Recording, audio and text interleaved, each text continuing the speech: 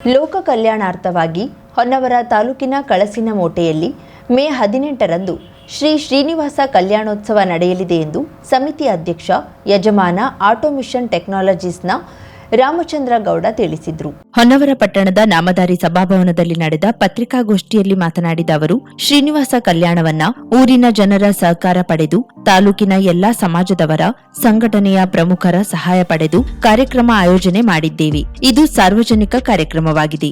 ಎಲ್ಲರೂ ಬಂದು ಶ್ರೀ ದೇವರ ಕೃಪೆಗೆ ಪಾತ್ರರಾಗಿ ಎಂದು ಅವರು ವಿನಂತಿ ಮಾಡಿಕೊಂಡರು.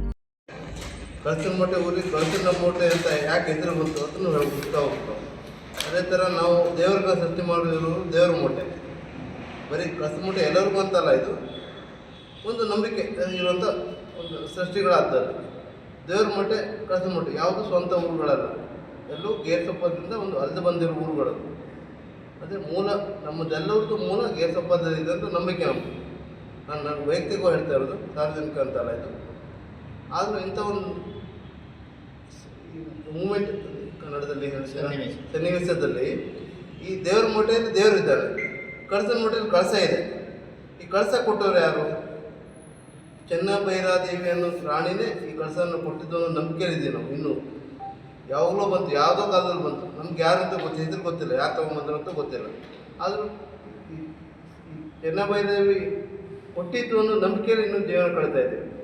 ಇಂಥ ನಂಬಿಕೆಯಲ್ಲಿ ಇರೋ ಟೈಮಲ್ಲಿ ದೇವ್ರ ಭಕ್ತಿ, ಕಳಸ ಮೂಟೆ ಅನ್ನೋದು ದೇವ್ರ ಭಕ್ತಿಗೆ ಪ್ರಸಿದ್ಧವರು ಯಾವಾಗಲೂ. ಆದರೆ ಇಂಥ ಒಂದು ಪರಿಸ್ಥಿತಿಯಲ್ಲೂ ಎಲ್ಲೋ ಒಂದು ಕಡೆ ದೇವ್ರ ನಂಬಿಕೆ ಕಳೆದು ಹೋಗ್ತಾ ಇದೆಯಾ, ಮಿಸ್ ಆಗ್ತಾ ಇದೆಯಾ, ಬರಿತಾ ಇದ್ದೇವೆ ದೇವ್ರನ್ನ ಅನ್ನೋ ಥರ ಒಂದು ವಾತಾವರಣ ಒಂದಷ್ಟು ನೋಡ್ದಂಗಿದೆ ಎಲ್ಲ ಕಡೆ. ಅಂಥ ಟೈಮಲ್ಲಿ ನನಗೂ ಏನಾಯಿತು ಅಂದರೆ, ನಾನು ಆ್ಯಕ್ಚುಲಿ ದೇವ್ರ ಭಕ್ತಿಯಿಂದ ಆಚೆ ಬಂದುಬಿಟ್ಟಿದೆ ಅಂತ ಹೇಳ್ಬೋದು. ನಮ್ಮ ತಂದೆ ಯಜಮಾನ್ಗೌಡರು ಎಲ್ಲ ದೇವ್ರ ಪೂಜೆಗಳನ್ನು, ಎಲ್ಲ ದೇವಸ್ಥಾನದ ಪೂಜೆಗಳನ್ನು ಅವರೇ ನೋಡ್ಕೊಳ್ತಾ ಇದ್ರು. ಒಂದು ಕಾಲದಲ್ಲಿ ನಾನು ದೇವ್ರ ಭಕ್ತಿಯಿಂದ ಆಚೆ ಬಂದುಬಿಟ್ಟು ಅನ್ನೋ ವಾತಾವರಣ ತೆಗಿತಾ ಇದ್ದಾಗ ಅದೇನೋ ನನಗೆ ಆಕ್ಸಿಡೆಂಟ್ ಆಗೋಯ್ತು. ಒಂದು ದೊಡ್ಡ ಆಕ್ಸಿಡೆಂಟ್ ಆಗೋಯ್ತು 3 ವರ್ಷದಿಂದ. ಆ ಟೈಮಲ್ಲಿ ಆಕ್ಸಿಡೆಂಟ್ ಆಗಿ 100ನೇ ದಿನಕ್ಕೆ ನನಗೆ ಅದು ಏನೇನೋ ಘಟನೆಗಳು ನಡೆದೋಯ್ತು ಜೀವನದಲ್ಲಿ. ಅಲ್ಲಿಂದ ನಾನು ಮತ್ತೆ ದೇವ್ರ ಭಕ್ತನ ಕನ್ವರ್ಟ್ ಆದ. ಆ ದೇವ್ರ ಭಕ್ತನ ಕನ್ವರ್ಟ್ ಆದಾಗ ಅದು ಒಂದು ಶ್ರೀನಿವಾಸನ ಆ ಕಲ್ಪನೆ ಹುಟ್ಟಾಕ್ಬಿಟ್ಟು ನನ್ನ ಮನಸ್ಸಲ್ಲಿ. ಶ್ರೀನಿವಾಸನ ಸೃಷ್ಟಿ ಹೆಂಗಾಯಿತು, ಯಾವ ಥರ ಶ್ರೀನಿವಾಸ ರಕ್ಷಣೆ ಕೊಡ್ತಾನೆ, ಊರುಗಳ ರಕ್ಷಣೆ ಹೆಂಗೆ ಕೊಡ್ತಾನೆ, ಇದೆಲ್ಲ ಹೋದಾಗ ಆಮೇಲೆ ಇನ್ನೊಂದು ನನಗೆ ಇದ್ರ ಬಗ್ಗೆ ತುಂಬ ಸ್ಟಡಿ ಮಾಡ್ತಾ ಹೋದಾಗ ಅನುಭವ ಬಂತು. ಈ ಶ್ರೀನಿವಾಸ ಕಲ್ಯಾಣೋತ್ಸವ ಅನ್ನೋ ಕಾರ್ಯಕ್ರಮ ಮಾಡೋದಾದರೆ ಇದು ವೈಯಕ್ತಿಕವಾಗಿ ಯಾರೂ ಮಾಡೋಂಗಿಲ್ಲ. ಒಂದು ಸಾರ್ವಜನಿಕರು ಊರು ಜನ ಸೇರ್ಕೊಂಡು ಮಾಡೋದು ಬಿಟ್ಟರೆ ವೈಯಕ್ತಿಕವಾಗಿ ಯಾರು ಒಬ್ಬರು ಇಂಡಿವಿಜುವಲ್ ಹೋಗಿ ಮಾಡುವಂಥ ಕಾರ್ಯಕ್ರಮ ಅಲ್ಲ. ಆವಾಗ ನಾನು ನಮ್ಮೂರು ಜನರು ಕರೆದೆ, ಒಂದು ಪರ್ಮಿಷನ್ ಕೇಳಿದೆ ಎಲ್ಲರ ಹತ್ರ. ಊರಿನ ಜನರು ಕರ್ಕೊಂಡು ನನಗೆ ಒಂದು ಈ ಥರ ಮನಸ್ಸಲ್ಲಿ ಈ ಥರ ಬಂದ್ಕೊಂಡಿದೆ, ಈ ಥರ ಒಂದು ಮಾಡಬೇಕು ಅಂದರೆ ನಿಮ್ಮದೆಲ್ಲ ಸಹಕಾರ ಇದ್ರೆ ಮಾತ್ರ, ಇದು ನಿಮ್ಮ ಕಾರ್ಯಕ್ರಮ ಆದಾಗ ಮಾತ್ರ, ನಾನು ವೈಯಕ್ತಿಕವಾಗಿ ಯಾವುದು ಹೇಳೋಂಗಿಲ್ಲ. ನ್ಯಾಯವಾದಿ ವಿಕ್ರಮ್ ನಾಯ್ಕ್ ಮಾತನಾಡಿ, ರಾಮಚಂದ್ರ ಗೌಡರು ಯಾವುದೇ ವೈಯಕ್ತಿಕ ಹಿತಾಸಕ್ತಿ ಇಲ್ಲದೆ ಕಾರ್ಯಕ್ರಮ ಆಯೋಜನೆ ಮಾಡಿದ್ದಾರೆ. ಖರ್ಚು ವೆಚ್ಚ ಎಲ್ಲವನ್ನ ಅವರೇ ಭರಿಸಿ ತನ್ನ ಹೆಸರು ಕೂಡ ಆಮಂತ್ರಣ ಪತ್ರಿಕೆಯಲ್ಲಿ ಹಾಕುವುದು ಬೇಡ ಎಂದಿದ್ರು. ನಾವೆಲ್ಲ ಒತ್ತಾಯ ಮಾಡಿ ಅವರ ಹೆಸರು ಹಾಕಿದ್ದೇವೆ. ಆದಿ ಚುಂಚನಗಿರಿ ಮಿರ್ಜಾನ್ ಶಾಖಾ ಮಠದ ನಿಶ್ಚಲಾನಂದನಾಥ ಸ್ವಾಮೀಜಿ, ಬ್ರಹ್ಮಶ್ರೀ ನಾರಾಯಣಗುರು ದತ್ತಪೀಠ ಕಲಬುರಗಿಯ ಡಾಕ್ಟರ್ ಪ್ರಣವಾನಂದ ಸ್ವಾಮೀಜಿ, ನೀಲಗೌಡ ಯಕ್ಷ ಚೌಡೇಶ್ವರಿ ದೇವಾಲಯದ ಧರ್ಮದರ್ಶಿ ಮಾದೇವ್ ಸ್ವಾಮಿ, ಸೀಮಾ ಮುಖ್ಯ ಪ್ರಾಣ ದೇವಸ್ಥಾನದ ಪ್ರಧಾನ ಅರ್ಚಕ ಸುರಾಲು ಚಂದ್ರಶೇಖರ್ ಭಟ್ಟರು ಸಾನ್ನಿಧ್ಯ ವಹಿಸಲಿದ್ದಾರೆ ಎಂದರು. ಈ ಶ್ರೀ ಶ್ರೀನಿವಾಸ ಕಲ್ಯಾಣೋತ್ಸವ ಇದು ದಿನಾಂಕ 18/5/2026ರಂದು ಹೊನ್ನಾವರ ತಾಲೂಕಿನ ಕಳಸನಮೋಟೆ ಗ್ರಾಮದಲ್ಲಿ ಹಮ್ಮಿಕೊಂಡಿರ್ತಾರೆ.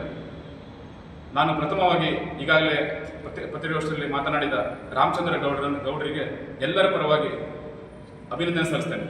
ಕಾರಣ ಇಷ್ಟೇ, ಕಳೆದ 15 ದಿವಸದ ಹಿಂದೆ ಅವರು ನನಗೆ ಕರೆ ಮಾಡಿದರು.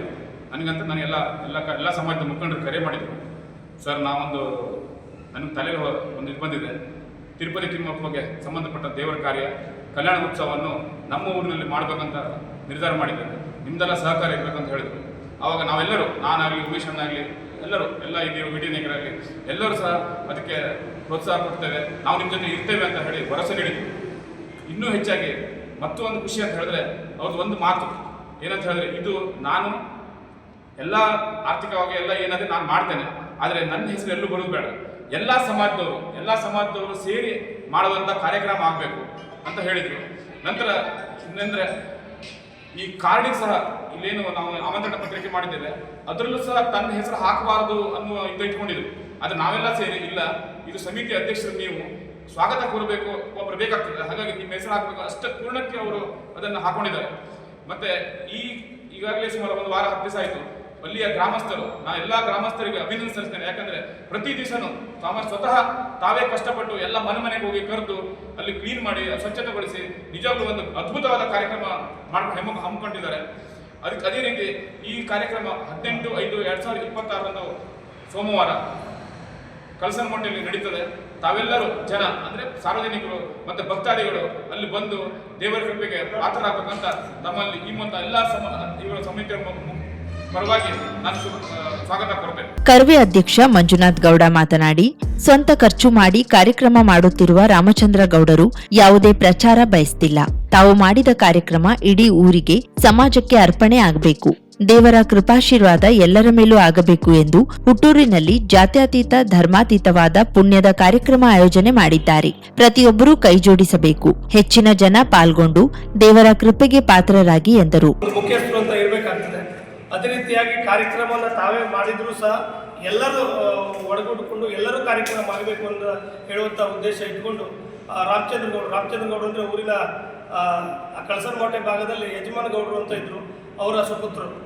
ಯಾಕಂದರೆ ಈ ಒಂದು ಗ್ರಾಮೀಣ ಪ್ರದೇಶದಲ್ಲಿ ಹುಟ್ಟಿ ಅವರು ಏನು ಬೆಂಗಳೂರು ಮಹಾನಗರದಲ್ಲಿ ತಮ್ಮ ಉದ್ಯಮವನ್ನು ಕಟ್ಟಿಕೊಂಡು ಆರ್ಥಿಕವಾಗಿ ಏನು ಸಬಲರಾಗಿ ಈಗ ಏನು ಮಾಡ್ತಾರೆ, ಯಾವುದೋ ಒಂದು ಕಾರ್ಯಕ್ರಮ ಆದರೂ ಅವರೇ ತಮ್ಮದೇ ಒಂದು ಬ್ಯಾನರ್ ಹಾಕ್ಕೊಂಡು ಅವ್ರದ್ದೇ ಮಾಡ್ತಾರೆ. ಆದರೆ ಇವರು ತಾವು ಮಾಡಿದ್ರು ಸಹ ಇಡೀ ಊರವರು, ಇಡೀ ಸಮಾಜಕ್ಕೆ ಆ ಕಾರ್ಯಕ್ರಮ ಅರ್ಪಣೆ ಆಗಬೇಕು, ಮತ್ತು ಎಲ್ಲ ದೇವರ ಕೃಪೆ ಎಲ್ಲರ ಮೇಲೂ ಕೃಪಾಶೀರ್ವಾದ ಬೀಳಬೇಕು ಅನ್ನೋ ಉದ್ದೇಶದಿಂದ ತನ್ನ ಹುಟ್ಟೂರಿನಲ್ಲಿ ಒಂದು ಪುಣ್ಯದ ಕಾರ್ಯಕ್ರಮವನ್ನು, ಇದು ಜಾತ್ಯತೀತ ಮತ್ತು ಧರ್ಮಾತೀತವಾದ ಒಂದು ಪುಣ್ಯದ ಕಾರ್ಯಕ್ರಮವನ್ನು ಮಾಡಿಸಿದ್ದಾರೆ.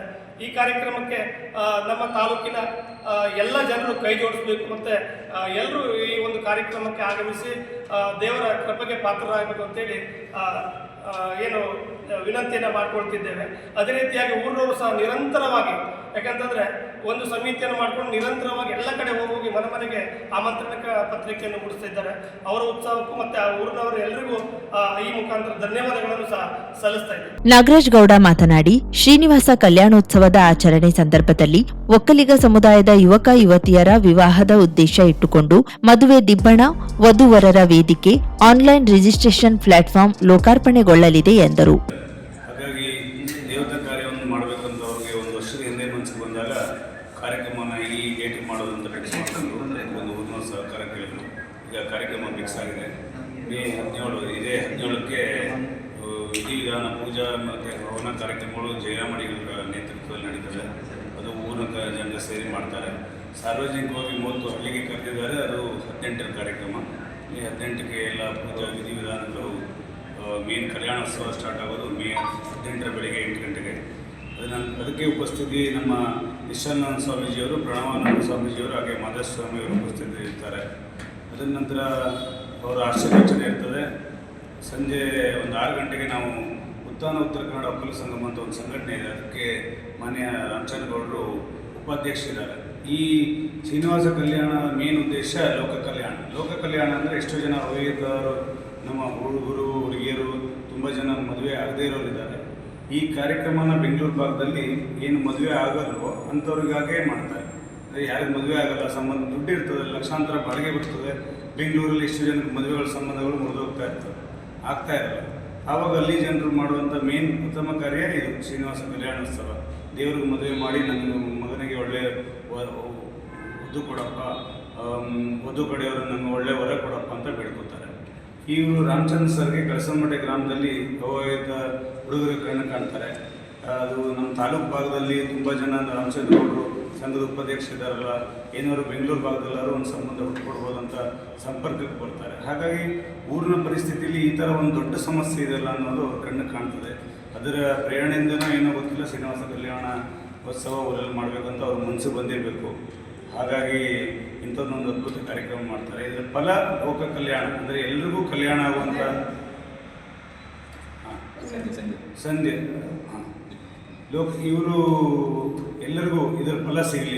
ಶ್ರೀನಿವಾಸೋತ್ಸವ ಕಾರ್ಯಕ್ರಮದಿಂದ ಎಲ್ಲರಿಗೂ ಮದುವೆಗಳಾಗಿ ಜೀವನದಲ್ಲಿ ಒಳ್ಳೆ ರೀತಿಯಲ್ಲಿ ಅವರು ಬಾಳಲಿ ಅನ್ನೋ ಉದ್ದೇಶದಿಂದ ಮಾಡ್ತಾ ಇದ್ದಾರೆ. ಅದಕ್ಕೆ 1.5 ಲಕ್ಷ ವೆಚ್ಚದಲ್ಲಿ ನಮ್ಮ ಸಮಾಜಕ್ಕೊಂದು ಎಲ್ಲ ಸಮಾಜಕ್ಕೂ ವಿಸ್ತರಿಸುವ ಆಲೋಚನೆ ಇದೆ ಇವರಿಗೆ. ಈ ಪ್ರಥಮವಾಗಿ ಒಕ್ಕಲಿಗರಿಗೆ ಸಂಬಂಧಪಟ್ಟು ನಮ್ಮ ಸಂಘಟನೆ ಇರೋದ್ರಿಂದ ಉತ್ತರ ಕನ್ನಡ ಒಕ್ಕಲಿಗರಿಗೆ ಪ್ರತ್ಯೇಕವಾಗಿ ಒಂದು ವಧುವರ ವೇದಿಕೆ ಪ್ಲ್ಯಾಟ್ಫಾರ್ಮ್ ಲೋಕಾರ್ಪಣೆ ಆಗ್ತಾಯಿದೆ. ಅದಕ್ಕೆ ಎಲ್ಲ ಮೊತ್ತಗಳನ್ನು ಭರಿಸಿ ಅವರೇ ಡೆವಲಪರ್ ಹತ್ರ ಆ್ಯಪ್ನ ಬಿಲ್ಡ್ ಮಾಡಿದ್ದಾರೆ. ಅದರ ಲೋಕಾರ್ಪಣೆ ಕಾರ್ಯಕ್ರಮ ಸಹ ಸಂಜೆ 6 ಗಂಟೆಗೆ ನಡೀತದೆ. ಅದರ ದಿವ್ಯ ಉಪಸ್ಥಿತಿ ಬಂದುಬಿಟ್ಟು ನಮ್ಮ ಸುರಾಲು ಚಂದ್ರಶೇಖರ್ ಭಟ್ರು ಇದು ಪ್ರಧಾನ ಅರ್ಚಕರು ಸೀಮಾಮುಖ ಪುರಾಣ ದೇವಸ್ಥಾನದ ಪ್ರಧಾನ ಅರ್ಚಕರು ನೆರವೇರಿಸಿಕೊಡ್ತಾರೆ. ಈ ಕಾರ್ಯಕ್ರಮಕ್ಕೂ ಸಹ ಎಲ್ಲರೂ ಬಂದು ಕಾರ್ಯಕ್ರಮವನ್ನು ಯಶಸ್ವಿಗೊಳಿಸಬೇಕಾಗಿ ಕೇಳ್ಕೊಳ್ತಾ ಇದ್ದೇವೆ. ಪ್ರಮುಖರಾದ ವಿಡಿ ನಾಯ್ಕ್, ಉಮೇಶ್ ಮೆಸ್ತಾ, ಅಣ್ಣಪ್ಪ ಗೌಡ, ಶಿಕ್ಷಕ ರಾಘವೇಂದ್ರ ಗೌಡ ಮಾತನಾಡಿದ್ರು. ನಾರಾಯಣ್ ನಾಯ್ಕ್ ಇದ್ದರು. ಎಲ್ಲ ಸಮಾಜದ ಒಳ್ಳಾಗಬೇಕು. ಆ ತಿರುಪತಿ ವೆಂಕಟೇಶ ಈ ಕಳಸರ ಮಠ ಇದು ಬಂತಂದೆ ಎಲ್ಲ ಸಮಾಜಕ್ಕೆ ನಮಗೆ ಒಳ್ಳೇದಾಗಬೇಕು. ಅವರ ಮೊನ್ನೆ ನಮ್ಮ ಸಮಾಜಕ್ಕೆ ಬಂದು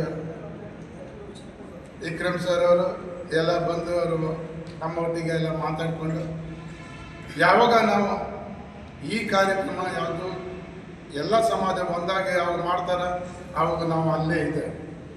ಯಾಕೆಂದರೆ ಯಾರಿಗೆ ಅನ್ಯಾಯ ಆಗೋದಿಲ್ಲ. ಈ ದೇವರು ಎಲ್ಲರಿಗೂ ಒಳ್ಳೆಯದು ಮಾಡಲಿ.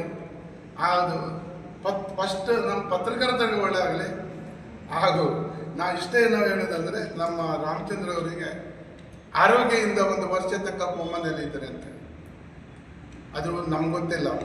ಆದರೆ ಆ ದೇವರು ಏನಪ್ಪ ಈ ಸಮಾಜಕ್ಕೆ ನೀವು ಕಲ್ಯಾಣ ಉಜ್ಜೀವನ ಮಾಡಬೇಕಂತ ಹೇಳಿದ್ರೆ ಏನು ಗೊತ್ತಿಲ್ಲ. ಆದರೆ ಅವ್ರು ಮಾಡ್ತಾರಲ್ಲ.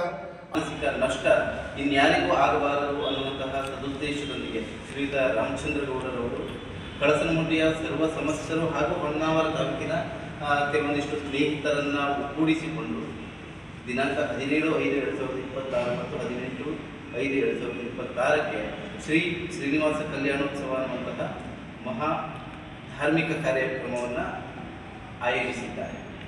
ಈ ಕಾರ್ಯಕ್ರಮದಲ್ಲಿ 17ನೇ ತಾರೀಕಿಗೆ ಪೂರ್ತಿಯಾಗಿ ಯಾಗ ಹವನಾದಿ ಕಾರ್ಯಕ್ರಮಗಳು ನಡೀತವೆ. 18ನೇ ತಾರೀಕು ಮುಂಜಾನೆ 6 ಗಂಟೆಯಿಂದ 12:30ರವರೆಗೆ ಶ್ರೀನಿವಾಸ ಕಲ್ಯಾಣೋತ್ಸವದ ಏನೇನು ಕಾರ್ಯಕ್ರಮಗಳಿದ್ದಾವೆ ಆ ಕಾರ್ಯಕ್ರಮಗಳು ನಡೀತವೆ. ಈ ಕಾರ್ಯಕ್ರಮದಲ್ಲಿ ಶ್ರೀ ನಿಶ್ಚಲಾನಂದ ಸ್ವಾಮೀಜಿಯವರು, ಶ್ರೀ ಡಾಕ್ಟರ್ ಪ್ರಣವಾನಂದ ಸ್ವಾಮೀಜಿಯವರು, ಹಾಗೆ ಶ್ರೀ ಮಹಾದೇವ ಸ್ವಾಮಿಯವರು ಉಪಸ್ಥಿತರಿರುತ್ತಾರೆ.